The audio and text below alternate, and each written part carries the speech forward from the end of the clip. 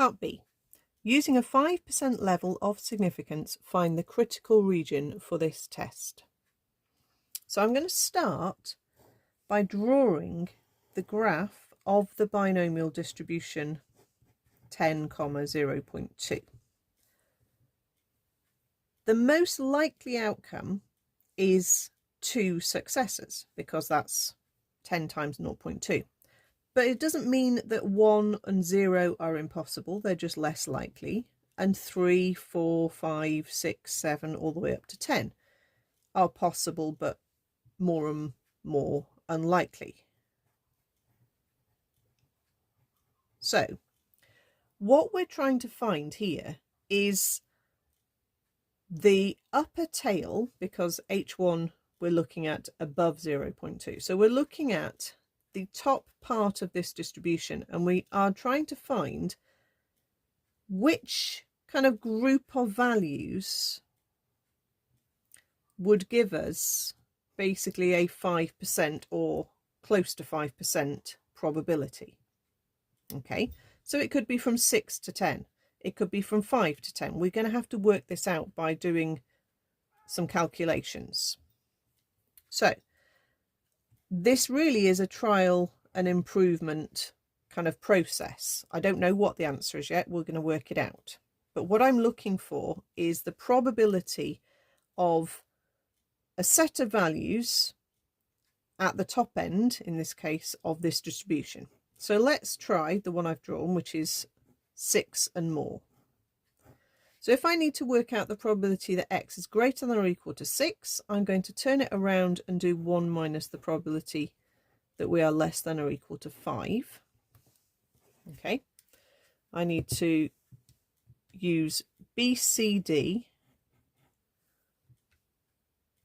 and type in 5 out of 10 chance 0.2.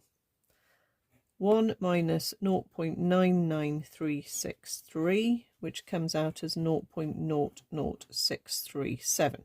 So that is less than 1% probability. Okay, that's pretty tiny.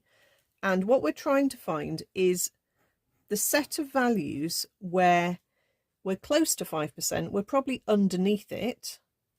I'll talk a bit more about that in a second. But I think we can get closer to 5% than that. So let's bring this down by 1 and say, well, what if it was 5 up to 10? Okay, so again, when we're working this out to do a greater than or a greater than or equal to, we need to turn it round and work out what we're getting rid of, which is 4 and lower. Okay, so if I change that to 4, we get 1 minus 0.9672, which comes out as 0.0327, which is about a 3% chance. So that's better. Let's try one more. What about if we had 4 and up as our critical region? So we'd have to work out 1 minus the probability x less than or equal to 3. Get rid of 3 and lower. So change that to 3.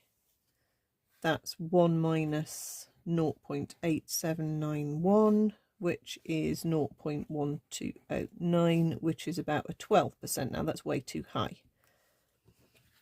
Okay, so this is the one we want. Okay, we need to be generally, unless we're told specifically otherwise, we need to be under the percentage level. Okay, we can't be above it.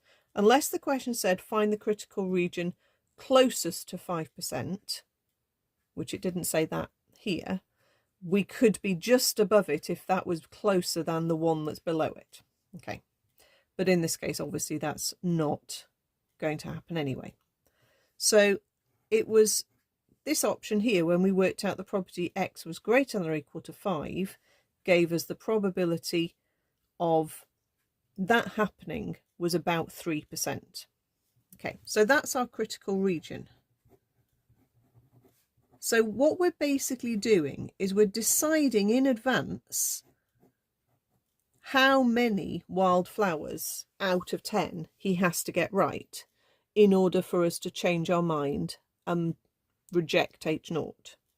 Okay, So we're saying that if the probability is still 0.2, it would be very unlikely for him to get 5 or more correct from that sample, okay, just by fluke, right? So when you're asked to find the critical region, you have to basically work out the probabilities and pick the one that is the most suitable for your question.